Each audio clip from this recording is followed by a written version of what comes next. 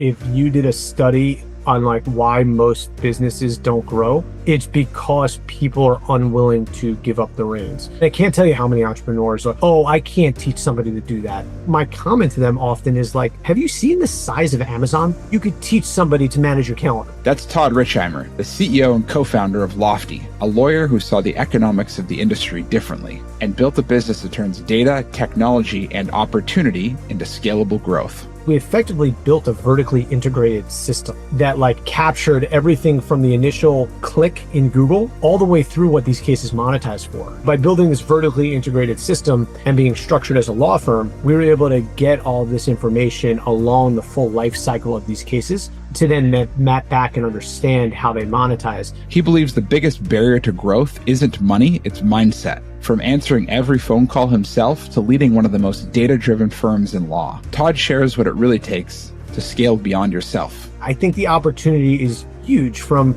making your own life and your own business better to helping more people. And as the industry braces for change, Todd sees a more human opportunity, using technology to make the practice of law not just more profitable, but more fulfilling. Stick around. I'm Julien Emery, and this is the Scalable Law Blueprint. Welcome to the Scalable Law Blueprint, the show where we explore how modern law firms scale smarter, automate workflows, and deliver 5-star client experiences without burning out their teams. Each episode brings you impactful conversations with the innovators, operators, and legal tech leaders building the future of plaintiff law practice. From intake to impact, you'll learn how to build the systems and strategies that drive real growth. I'm your host, Julien Emery. Let's dive in. Maybe tell me, like, how did the firm start? What was the original vision behind building the firm? And then we can get into maybe like, when did scaling this firm start? It's funny. I got into this conversation the other day with a group of aspiring entrepreneurs about like how to find ideas. And it really just started with being curious, right? I mean, I graduated law school practicing at a defense firm, and you quickly realize how inefficient the practice of law is. Right. And these firms and the way they operate, it's pretty old school. And so there were things that like I would gravitate to that just like didn't make sense. I had two ideas as I was like considering things. And one of them was related to how difficult it was to schedule depositions. And the other one, well, I mean, like literally this piece of litigation I was working on had like 15 parties, and it was taking me a month to get this thing scheduled. And I was like, there has got to be a better way. And this is like, call it 2008, 2009. The other idea I had was just purely being interested in business, the economics of what I currently do. And so I'll never forget, I'm on the defense side, and I'm billing my time. For those that don't know, lawyers bill their time in 0.6 of an hour on the defense side. And then you bill your client. I spent 6 minutes on this. I spent 12 minutes on that. My boss had a plaintiff's case that he had referred to another attorney. And it came to my attention that attorney was going to pay my boss 1/3 of the fee he was able to recover in exchange for that referral. So I remember sitting there and I'm like, wait a second. So you're telling me that if I refer $1 million case to somebody, and plaintiff's attorneys generally get paid 1/3 of the gross settlement. So $1 million case, that attorney gets paid $333,000 on contingency, meaning that if they win, they get paid. If they lose, they don't get anything. And so you're telling me that they pay me 1/3 of their $333,000. They pay me $111,000 just for referring them that case. Light bulbs went off. I was like, I want to do that as much as humanly possible. And it just led to this like insatiable curiosity about like how this market works, how cases get generated and referred to attorneys around the country. And so that's where it all began. That's incredible. I love just the curiosity. I feel like every founder kind of starts with this insatiable curiosity, and it's cool that you had a couple different paths and your eyes were open to just a slightly different business model in the context of law where you're already working. So that's really cool. I really do think that's where the best ideas come from, is like folks that are establishing like an expertise in a particular subject matter and then recognizing the inefficiencies or opportunities within that domain. You know, because it's like once you become a subject matter expert in something, is like you're recognizing all of the things that are just like odd, right? I mean, like we all have a tendency to do things one way simply because that's the way we've been doing them, not necessarily because it's the most efficient way. And so, yeah, I think a lot of good ideas can come from that. That makes a ton of sense. So the other thing that I think makes what you did unique, though, is I've met plenty of lawyers and law firms that have also stumbled upon the economics of referrals, but that doesn't necessarily mean that they scale to the extent that you have. So like when in the process did you start thinking about turning this into a higher scale business? And I'm curious what challenges you found along the way in trying to go from maybe yourself and a couple people referring a few cases to the size that you're at now. So referrals was just sort of like the entry point of interest. And then like, as I dug deeper, the thing that really got me interested was the analytics or lack thereof in the space. There was this economic model that made a whole bunch of different things feasible, right? So I feel like it's so interesting because this was like in the age of like, the advent of social media. And it was like a cool thing looking for a business model, right? It was like, there was no business model associated with social media. My personal view on businesses and like the better way to do it, in my opinion, is like having a business model and then figuring out all the cool things you could do with economics that support those things. And so I had this thing, right?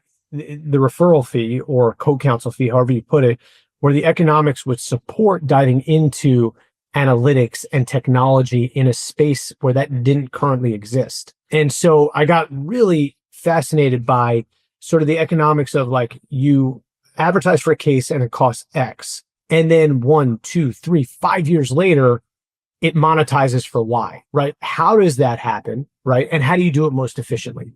And so that's what sort of like got the ball rolling and really is where my interest lies, is in figuring out how to use analytics to get folks the best possible outcome they can on their case. And now add that on, right? So there's like different layers of interest. So there was this missing analytics piece. There's not a lot of technology in the space. And then this is maybe where I carry somewhat contrarian views on things, is like, I was also attracted to the fact that like the industry has a bad reputation. And I was like, how is it that the side of the law that is sticking up for individuals, people that have had something horrible happen in their life, and then an attorney says, I'm going to represent you on contingency.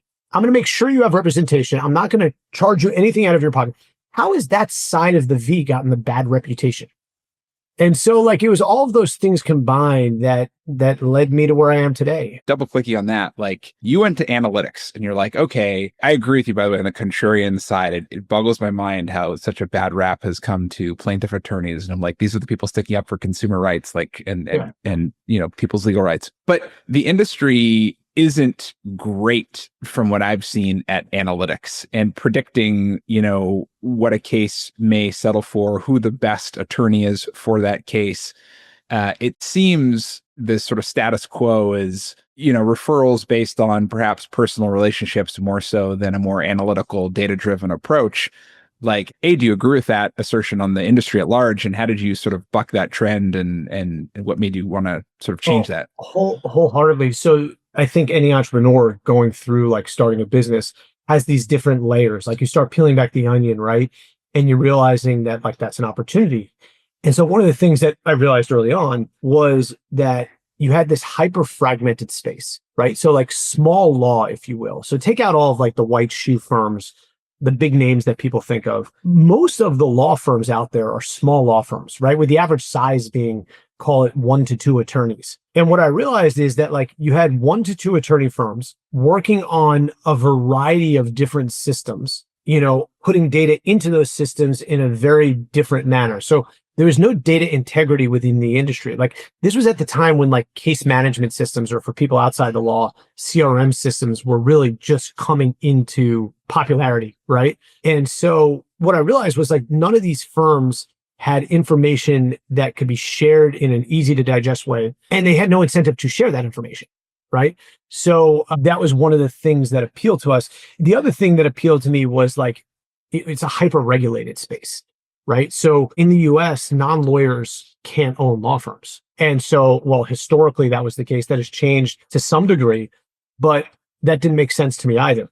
And, in this ever evolving world, one of the predictions we had early on, and it's starting to come to fruition, was that non-lawyers would be able to own law firms, and thought that, in building a business that was premised on analytics and technology, that we could position ourselves as the perfect conduit to allow outsiders in that want to build really cool products that help the end consumer. That makes a lot of sense. That's interesting. That's a counterintuitive foresight that is starting to come to fruition, like you said. Hey, have you noticed everyone's talking about AI, but no one's showing law firms how to actually use it? That's exactly what SuperPanel does. It's an AI system built for law firms, automating intake, follow-ups, and evidence gathering, so your team can focus on clients and not busy work.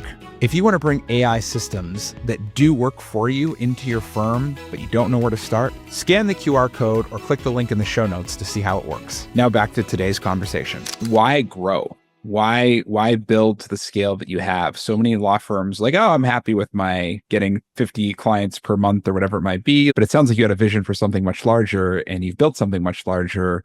Why did you decide to take that path? And then curious, what difficulties have you had to overcome along the way to get to the next stages of growth? It's funny. I yell at myself sometimes. We've been at this for 12 years now, and we're constantly reinvesting the money back into growing. And I'd be a liar if I said there weren't days where I was like, why don't you just let this thing become profitable, scale it back a little bit, and just chill. That's just not my personality. I mean, maybe that'll change at some point, but at 45 years old, it's like if I'm not going to hustle and try and grow, when, right? And so I think part of my DNA, as far as hurdles, I don't think you get to 12 years of building a business without hurdles. There have been plenty, everything from financing. This industry is super interesting in that because non-lawyers can't own law firms, traditional avenues of capital aren't open to us, right? If non-lawyers can't own law firms, you can't raise a traditional equity round. So I joke with people that I had to raise money via debt, and imagine going to somebody on day one of your business and saying, hi, I'm Todd. I have this idea. Will you lend me money? Right? It's not exactly the most compelling sales pitch in the world. So we had to navigate that. And then the other thing I think that we had to navigate, which is not unique, but I do think entrepreneurs underplay this, people. Right? In a growing entity, you've got all these different skill sets and different people. And I think one of the bigger challenges I found is that you go from day one where I wore every hat. I quite literally answered the phone, right? I have a technical co-founder, right? Who's fantastic, who handled the tech side of the house. But the two of us had our hands on everything, right? And you slowly go from taking your hands off the wheel and hiring subject matter experts in all of these different areas that you don't have expertise. And you've got to become comfortable with that. And you've got to learn to manage people that you're not subject matter expert on, right? And I think that's hard. But it's also one of the things that I've found extraordinarily gratifying, right? Because you get to learn about all these different areas. That seems to be a scary place for a lot of entrepreneurs, letting go of the reins and handing over control. When you're picking up the phone, you are Lawfty, right? Customers talk to you. And then all of a sudden you're in this position where you got to train other people to be essentially the face of the brand. I guess, how did you navigate that? Anything to back this up other than intuition. But I bet that if you did a study on why most businesses don't grow, it's because people are unwilling to give up the reins. I mean, I can't tell you how many law firms I've talked to or how many entrepreneurs are, I can't teach somebody to do that. I just have a very particular way of doing it, and I can't do that, right? And then my comment to them often is have you seen the size of Amazon?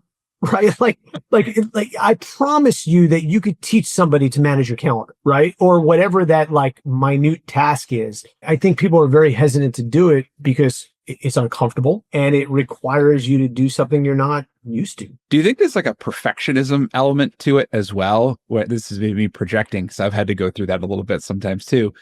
But I'm wondering if it's also a perfectionism where I take client interactions as an example, right? You hire someone to then take you out of the client interactions. Do you think there's an element of, I can only do it this way, I can't teach it, and this is my perfect way. And if I bring in someone else, they might make a mistake and I'm not willing to even have that mistake be made? Do you think there's an element of... Yeah, for sure. I think it's both perfectionism and risk aversion. But I do think most people are risk averse. And I do think lawyers in particular are risk averse. And so I think the fear of something going wrong, right? Is that client getting angry? Is that representation going sideways? That risk, and there is risk, right? Prevents people from going forward. Yeah, that makes a lot of sense. Everyone's got to go through that to grow though. I've seen that, and not just law firms, but businesses in general. So that makes sense. Just curious, along the path of growth, like what key decision or strategy do you think that you made that most contributed to your growth or accelerated your growth over the years? I think there were two things. And so one is an interesting piece of the backstory is, so I mentioned earlier that I got sort of like intrigued by this idea of the referral fee early on. That was like my first year practicing law. I didn't actually launch this business until year 6 of practicing law. And so I looked at this business idea in year 1, and I had a wealthy buddy from college that said that, he would back the business if I was able to figure out how to do it. And I was looking at it from the perspective of TV, billboard, and radio. And the conclusion I came to after doing my research was like the big players were just too big. Like there was no way to break in with any reasonable amount of money on TV, billboard, and radio and make a dent. And so I put the idea down. Right. Did my research and just, it didn't seem practical. Fast forward and I met my co-founder, who's a computer science guy. And we just got to sort of prototyping and brainstorming on ideas. We met every Saturday at a WeWork in Lower Manhattan while we both had full-time jobs, just tinkering around with things, working on that deposition idea I mentioned, working on our current business model. And the aha moment was it's digital. It's like, two guys that knew absolutely nothing about Google Ads. This is 2012 now, put up an ad in Manhattan, which is supposedly the most competitive market in the world, right? And the phone started ringing. That was realization number 1. Aha moment number 2 was as the phone started ringing, and mind you, I was answering every call for the first year and a half. And one of the insights we had was that like the general public doesn't understand that there's a difference between attorneys, right? And so like you have all these attorneys that are online and they're like, oh, I'm the best truck accident lawyer. Right? I'm the best whatever lawyer. And like what you realize is like the folks that are calling, they don't know that there's a difference between a personal injury lawyer, a bankruptcy lawyer, an immigration lawyer, a criminal lawyer, a lawyer's a lawyer. And so we just started, all these people were bidding on these like super hyper competitive keywords. And we just put up ads for lawyer and the phone started ringing. We set up processes to navigate that. And it worked really, really well. Google since changed things and the strategies have changed and they've gotten more sophisticated. But I think like that realization layered into where Google was at the time of their sort of, trajectory, it just worked really, really well. That's amazing. One, just like channel insight on digital, that makes sense. But the customer empathy to recognize like the asymmetry of knowledge between a consumer, layperson, and a lawyer. Like I feel like most lawyers don't get to that insight. Like it's like everyone's out there asking like, do you have a dog bite case? And I'm like, I don't even know what a dog bite case. Like, what are you talking about? I was looking for a lawyer. I was looking for help. Like that's exactly right. Oh, and then you get into the nuance of like the difference between workman's compensation and a personal injury claim or Social Security. Like people don't know that. And you think about the math, right? In the United States, there's 300 million people and 1 million lawyers. Just a lot of people don't know lawyers. Yeah. So it was a huge insight. Yeah, that's really cool. I guess as you scaled up, you talk about technology a lot, but like, are there any sort of core systems and technology that enabled you to grow and that were kind of critical to getting to scale? Yeah, it was interesting. So having a technical co-founder, right, was in a position to start building right away. And this is a big advantage that we had is we effectively built a vertically integrated system, right? That like captured everything from the initial, inquiry or even back, the initial like click in Google all the way through what these cases monetize for. And what's super interesting about personal injury is these cases monetize on effectively like a 5-year revenue curve. 99.9% of the lead generators out there don't stick around to figure out whatever happened to that lead. So they're selling you a lead saying, hey, I'm going to sell you this lead. It's super valuable. They have no clue what that thing monetizes for, what that lead monetizes 4 years down the road, nor can they, right? Because of attorney-client privilege. And so by building this vertically integrated system and being structured as a law firm, we were able to get all of this information along the full life cycle of these cases to then map back and understand how they monetize. I joke with people, like, I don't know if it was like part ignorance or part genius or some weird combo of the two, but like patiently waiting for these cases to settle, right, has been one of our challenges because it takes a long time to get the flywheel going where you have, sustainable revenue coming in. That's fascinating. Yeah. To have the patience and to have the technology to see that through, I could see that being a huge difference in such a core system for you. That makes a lot of sense. Yeah, and it's cool. We're watching the industry change now, and like it's cool to be in the position of like we have this information. And what I'm watching in the industry is like, so Arizona changed their rules where non-lawyers can own law firms now. And you're watching this flood of money come in. I think people are being pretty haphazard as to how they're spending it, right? I don't know that they recognize how difficult it is. And like that they're lacking big pieces of information, which I think that we provide a solution for. That makes a ton of sense. Speaking of like just big changes, there's the regulatory changes you talked about with non-lawyers being able to own equity in law firms now, and how that has changed in some states. Obviously, the elephant in the room is just AI and its impact on multiple aspects of the business, from search to intake to doing work to demand drafting, all this kind of stuff. Like what do you see as sort of the biggest opportunities and shifts, or maybe shifts in just how the whole ecosystem is working, and biggest opportunities or challenges ahead? Yeah. I mean, the way I describe it to people is like regulatory change, AI.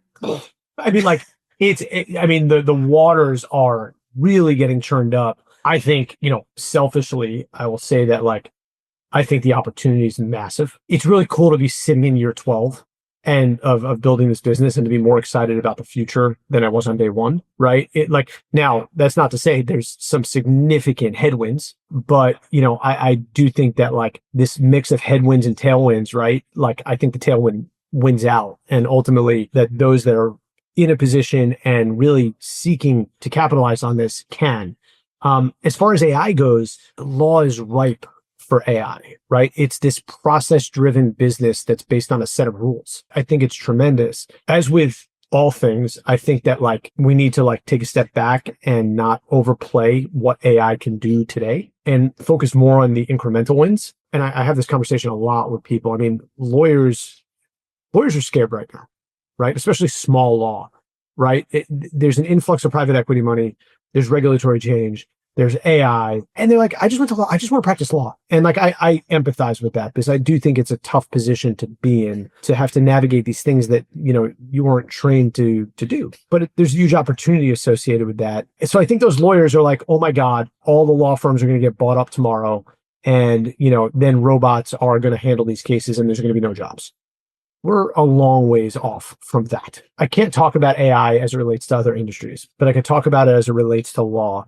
And I could tell you definitively that there are massive pieces of infrastructure missing that would ever allow a robot or an AI agent to handle a case from soup to nuts, right? Massive pieces of infrastructure, things that are going to take decades to build, right?